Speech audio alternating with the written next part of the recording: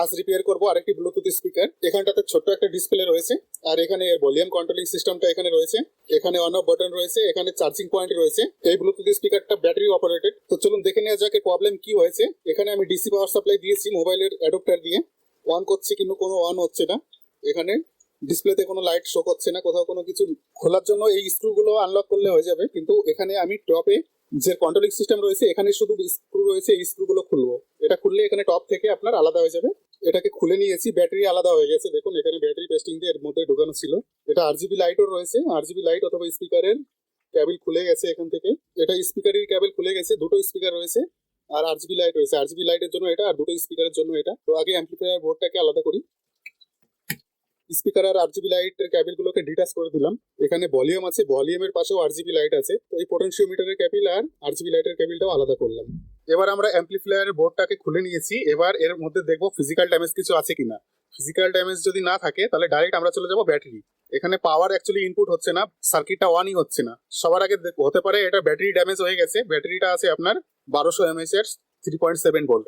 এবার next step হবে আমাদের কি না, এই ব্যাটারির ভোল্টেজটাকে চেক করব যে ব্যাটারিটা ঠিক আছে কিনা। ব্যাটারিটা যদি খারাপ থাকে তাহলে কিন্তু এখানে পাওয়ার পাবে না। ব্যাটারিতে আপনার ভোল্টেজ দেখাচ্ছে 2.6 ভোল্ট।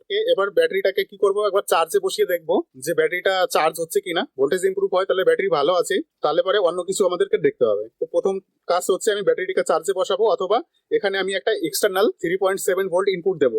ব্যাটারি কেবলটা আমি ডিসকানেক্ট করে দিচ্ছি। আমার কাছে ভোল্টেজ রেগুলেটর আছে একটা, সেখান থেকে আমি এক্সটার্নাল পাওয়ার সাপ্লাই দিচ্ছি। এখানে 3.7 ভোল্ট দিয়েছি, দিয়ে এখানে পাওয়ার দেব। লাল কালো রেখে লাগাতে হবে, নেগেটিভ পজিটিভ। এবার এক্সটার্নাল পাওয়ার দিয়ে আমি মডিউলটাকে অন করব। মডিউলটা দেখুন অন হয়ে গেছে।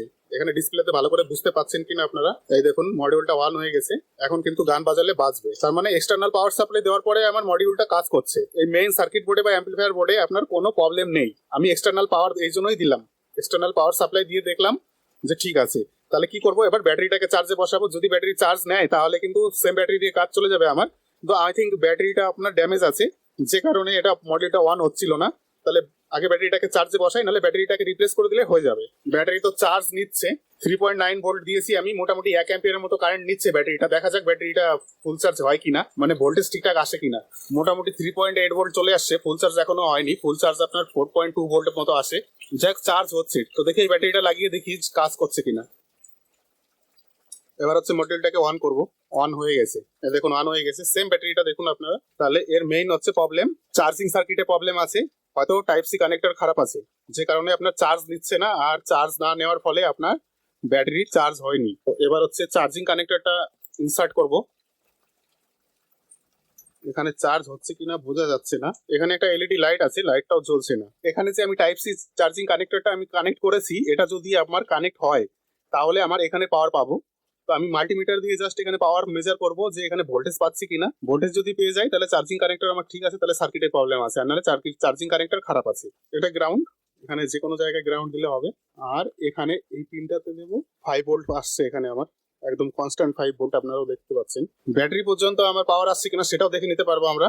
তাহলে এখানে আমি এক ভোল্টেজ মেজার করব। যদি ভোল্টেজ ইমপ্রুভ হয় চার্জিং কানেক্টর লাগানোর আগে আর পরে, তাহলে পরে আমার সার্কিটও ঠিক আছে।